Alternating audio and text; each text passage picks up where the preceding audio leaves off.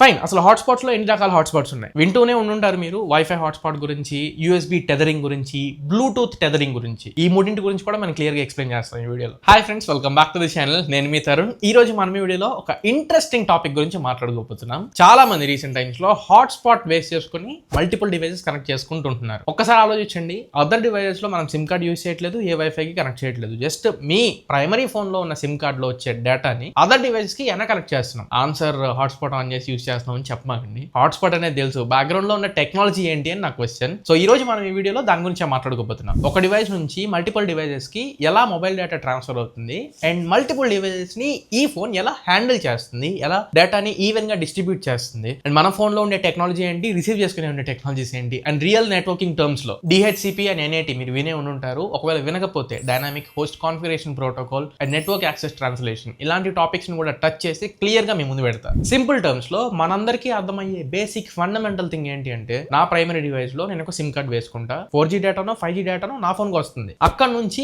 Multiple devices కి share అవుతుంది. ఇక్కడ కామన్ పాయింట్ ఏంటి అంటే, నా సిమ్ కార్డ్ కి అండ్ అదర్ మల్టిపుల్ డివైసెస్ కి మధ్యలో కామన్ గేట్వే నా ఫోన్ ఇక్కడ వ్యవహరిస్తుంది. సో ఈ ఫోన్ లో ఉన్న టెక్నాలజీ ఏంటి, ఇంటర్నల్ గా ఏం జరుగుతుంది. ఫస్ట్ థింగ్, హాట్స్పాట్ అనే ఫీచర్ కదా మనం యూస్ చేస్తున్నాం. ఈ హాట్స్పాట్ ఫీచర్ ని ఆన్ చేయగానే టెదరింగ్ అని చెప్పనే ఫీచర్ ఇంటర్నల్ గా ఆన్ అవుతుంది. మళ్ళీ ఈ టెదరింగ్ అనే టర్మ్ కి మీనింగ్ ఏంటి అంటే, ఒక డివైస్ లో ఉండే ఇంటర్నెట్ ని అదర్ డివైసెస్ కి వైర్లెస్ గా కానీ వైడ్ గా కానీ కనెక్ట్ చేసి యూస్ చేసుకోవడాన్ని టెదరింగ్ అని చెప్పని మనం పిలుస్తూ ఉంటాం. ఈ టెదరింగ్ ఆన్ అయిన వెంటనే సిస్టమ్ లెవెల్లో 3 థింగ్స్ యాక్టివేట్ అవుతాయి. అందులో first the wifi access point creation. ఇది ఏం చేస్తుంది, ఒక WAP ని క్రియేట్ చేస్తుంది. వైర్లెస్ యాక్సెస్ పాయింట్ అని పిలుస్తాం, WAP. ఈ వైర్లెస్ యాక్సెస్ పాయింట్ ద్వారా మనకి 2 జనరేట్ అవుతాయి. ఒకటి SSID, ఇంకొకటి పాస్వర్డ్. SSID అంటే మన ఫోన్ ఏదైతే పేరు వస్తుందో అదర్ ఫోన్స్ లో, ఎగ్జాంపుల్ నాది తరుణ్స్ ఐఫోన్ అని వస్తుంది, అలా SSID క్రియేట్ అవుతుంది. SSID full form service set identifier. కింద పాస్వర్డ్, ఈ WAP ని క్రియేట్ చేస్తున్నాం. వైర్లెస్ యాక్సెస్ పాయింట్ రాండమ్ గా ఒక పాస్వర్డ్ ఇచ్చింది, దాన్ని మనం కస్టమైజ్ కూడా చేసుకుని మన పాస్వర్డ్ మనం సెట్ చేసుకుంటాం. And then network interface activate అవుతుంది. హాట్స్పాట్ లేకపోతే బేసిక్ గా మన ఫోన్ లో ఒకటే NIA ఉంటుంది, నెట్వర్క్ ఇంటర్ఫేస్ యాక్టివేషన్ అనేది ఒకటే ఉంటుంది. బట్ ఈ హాట్స్పాట్ ఆన్ చేయగానే 2 యాక్టివేట్ అవుతాయి. Network interface 2. ఒకటేమో మన సిమ్ నుంచి మన ఫోన్ కి మొబైల్ డేటా ఇస్తుంది, రెండోది మన ఫోన్ ని ఒక వైఫై రౌటర్ లాగా మార్చుతుంది, అంటే అదర్ డివైజెస్ కి డేటా షేర్ చేయడానికి రెడీ చేస్తుంది. సో ఇక్కడ 2 నెట్వర్క్ ఇంటర్ఫేస్ అనేవి రెడీగా ఉన్నాయి. మూడోది ఫైనల్ గా ఇది రౌటింగ్ సిస్టమ్ అనేది స్టార్ట్ చేసింది. మేజర్ గా ఇదే డేటాని వేరే డివైసెస్ కనెక్ట్ చేసేది ఈ రౌటింగ్ టెక్నాలజీ. ఫైన్, ఇంకొంచెం డీప్ గా తెలుసుకుందాం మనం. ఎగ్జాంపుల్ గా ఒక ల్యాప్టాప్ కి కనెక్ట్ చేశాను అనుకుందాం. బట్ ఇక్కడ ల్యాప్టాప్ కి కనెక్ట్ అవ్వడానికి IP అడ్రస్ అనేది ఒకటి ఇవ్వాలి. IP అడ్రస్ ఎందుకు ఇవ్వాలి అని చెప్పంటే, తెలిసిందాక ఇంటర్నెట్ అనేది మన డిజిటల్ ఫుట్ ప్రింట్స్ ని ఎప్పటికప్పుడు కలెక్ట్ చేస్తూ ఉంటుంది. డిజిటల్ ఫుట్ ప్రింట్స్ అంటే ఏంటి, మనం ఏ సైట్ లోకి వెళ్తున్నాము, ఇప్పుడు జనరల్ గా బయట నడిస్తే మన కాళ్ళ గుర్తులు పడతాయి, ఫుట్ ప్రింట్స్ మనం తీసుకుంటాం. ఇంటర్నెట్ లో ఎలా ఉంటుందంటే, మనం వెళ్ళి చెక్ చేసుకునే వెబ్సైట్సే మన డిజిటల్ ఫుట్ ప్రింట్స్, మనం అక్కడ చేసే పనులే మన డిజిటల్ ఫుట్ ప్రింట్స్. సో ఇవన్నీ ట్రాక్ లో ఉండడం కోసం IP అడ్రస్ అనేది మన ఫోన్ ఒకటి జనరేట్ చేస్తుంది. సరే, బయట వైఫై నెట్వర్క్ అంటే దాని పని అదే కాబట్టి ఓకే, బట్ మీ ఫోన్ ఒక IP అడ్రస్ ఇస్తుంది కదా. దీంట్లో ఉండే ప్రోటోకాల్ ఏంటి, DHCP,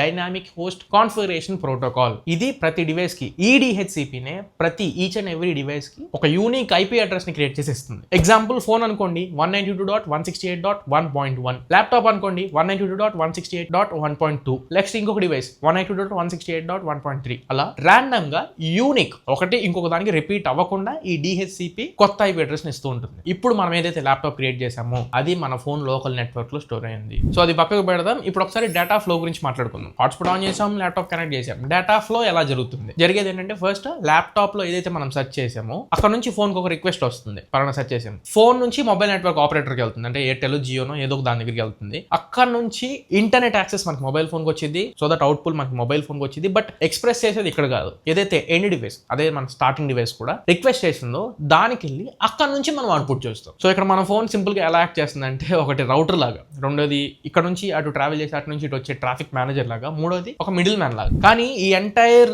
ఈ హాట్స్పాట్ అని చెప్పనే దాంట్లో మోస్ట్ ఇంపార్టెంట్ టాపిక్ ఏంటి అంటే NAT, నెట్వర్క్ యాక్సెస్ ట్రాన్స్లేషన్. ఇందాక నేను సింపుల్ గా చెప్పాను కదా, మల్టిపుల్ డివైసెస్ కి కనెక్ట్ చేసినప్పుడు IP అడ్రస్ డిస్ట్రిబ్యూట్ అవుతుంది అని చెప్పని. బట్ వాట్, ఒకవేళ ఒకే IP అడ్రస్ కి మల్టిపుల్ డివైసెస్ కనెక్ట్ అయితే ఆ ప్రాబ్లమ్ కి సొల్యూషన్ ఏంటి, ఆ సొల్యూషన్ ఇచ్చేదే NAT. ఫోన్ జనరల్ గా ఇచ్చేది మల్టిపుల్ ప్రైవేట్ నెట్వర్క్స్ ఇస్తుంది కదా, బట్ ఆ మల్టిపుల్ ప్రైవేట్ నెట్వర్క్స్ అన్ని ఒక పబ్లిక్ IP నెట్వర్క్ గా మారుతాయి. ఎగ్జాంపుల్, జియో స్టోర్ కి వెళ్ళాను లేదా ఎయిర్టెల్ స్టోర్ కి వెళ్ళాను, నేను ఏదైతే డేటా కన్జ్యూమ్ చేశానో అది ఏ IP అడ్రస్ లో కన్జ్యూమ్ చేశానని చెప్తే మీకు ఒక పబ్లిక్ IP అడ్రస్ మాత్రమే కనబడుతుంది. అంటే 3 డివైస్లు కనెక్ట్ చేశారు, ఒకటే డివైస్ నుంచి కనపడింది. కానీ ప్రైవేట్ గా ఇది 3 డివైసెస్ కి ఒక ప్రైవేట్ IP అడ్రస్ ని షేర్ చేసింది, అది బయటికి కనిపించదు. సో బయటికి కనిపించే వాళ్ళకి మీరు ల్యాప్టాప్ యూస్ చేసినా, ఇంకొక ఫోన్ థర్డ్ పార్టీ యూస్ చేసినా, ఇంకొక ఎక్స్ట్రా డివైస్ ఏదైనా యూస్ చేసినా, ఈ మూడు కలిపి ఒక పబ్లిక్ ఐపీ అడ్రస్ లోనే చూపిస్తాయి. సింపుల్ టర్మ్స్ లో ఏంటంటే ఈ NAT లేకపోతే ఈ డిస్ట్రిబ్యూషన్ జరగదు. కాబట్టి ఇన్ఫాక్ట్ ఏదైతే రిక్వెస్ట్ చేసిందో ల్యాప్టాప్ ఆర్ ఫోన్ డివైస్ ఏదైనా మనం కనెక్ట్ చేసామో ఆ రిక్వెస్ట్ రిటర్న్ కరెక్ట్ గా వెళ్తుంది అని చెప్పండి. దానికి రీజన్ ఈ NAT, network access translation. So without NAT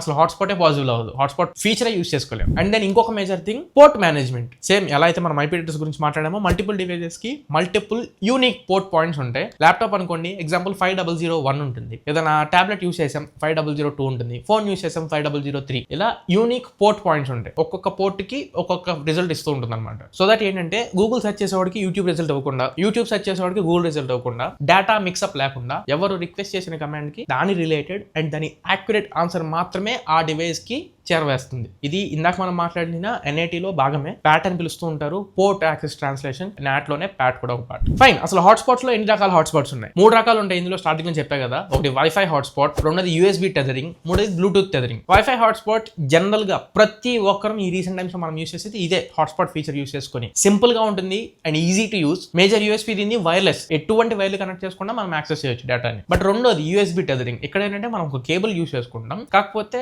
signal strength అనేది ఈ వైఫై తో కంపేర్ చేస్తే USB టెథరింగ్ లోనే సిగ్నల్ స్ట్రెంత్ ఎక్కువ ఉంటుంది. ఎగ్జాంపుల్ కొంతమంది ఇప్పుడు పీసీలు ఉంటాయి, పీసీలకి వైఫై సపోర్ట్ ఉంటుంది, ఇన్ఫాక్ట్ ల్యాప్టాప్ లో కూడా వైఫై సపోర్ట్ ఉంటుంది. కానీ చాలా మంది వైఫై రౌటర్ నుంచి వాళ్ళ ఒక కేబుల్ ద్వారానే కనెక్ట్ చేసుకుంటారు ఇంటర్నెట్ ని. ఎందుకు? స్పీడ్ ఎక్కువ ఉండిద్ది, at the same time stability ఎక్కువ ఉండిద్ది. అంటే ఆ ఇంటర్నెట్ స్పీడ్ యొక్క స్టెబిలిటీ 100 Mbps పెట్టుకున్నాం అనుకోండి, వైఫై అప్పుడప్పుడు ఫ్లక్చువేట్ అయ్యింది, కానీ వైర్డ్ ద్వారా వచ్చే డేటా స్పీడ్ మాత్రం ఫ్లక్చువేషన్స్ ఉండవు, స్టెబిలిటీ కొంచెం ఎక్కువ ఉంటుంది. అండ్ ఇంకొకటి చాలా మంది లేటెన్సీ కోసం కూడా పెట్టుకుంటారు. వైఫై తో వచ్చే లేటెన్సీతో కంపేర్ చేస్తే వైర్డ్ ద్వారా మనకి చాలా లో లేటెన్సీ మనం ఎక్స్పెక్ట్ చేస్తాం. మూడోది బ్లూటూత్ టెథరింగ్. ఇది బ్లూటూత్ ఫీచర్ యూస్ చేసుకునే మనం డేటాను ట్రాన్స్ఫర్ చేస్తాం. చాలా మందికి ఈ విషయం తెలియదు, బ్లూటూత్ తో కూడా మన మొబైల్ డేటాను షేర్ చేసుకోవచ్చు. బట్ ఇక్కడ కాన్ ఏంటి అంటే డెడ్ స్లో ఉండిద్ది, స్పీడ్ ఉండదు ఇంటర్నెట్ లో. ఏదో మీకు లోడింగ్ లోడింగ్ లోడింగ్ అని చెప్పని ఎప్పుడుకో చూపించింది, కానీ స్పీడ్ ఉండదు. ఇక్కడ ఇది యూస్ చేయడానికి రీజన్ పవర్ ఎఫిషియెంట్. అంటే మనకి వైఫై యూస్ చేయడం వల్ల ఒక 100% పవర్ కన్జ్యూమ్ అవుతుంది అనుకోండి, బ్లూటూత్ టెథరింగ్ యూస్ చేయడం వల్ల 1% కూడా అవ్వదు, అంత తక్కువ పవర్ తీసుకుంటుంది అనమాట. Fully power efficient. So basic గా ఉండే ఈ మూడింట్లో వైఫై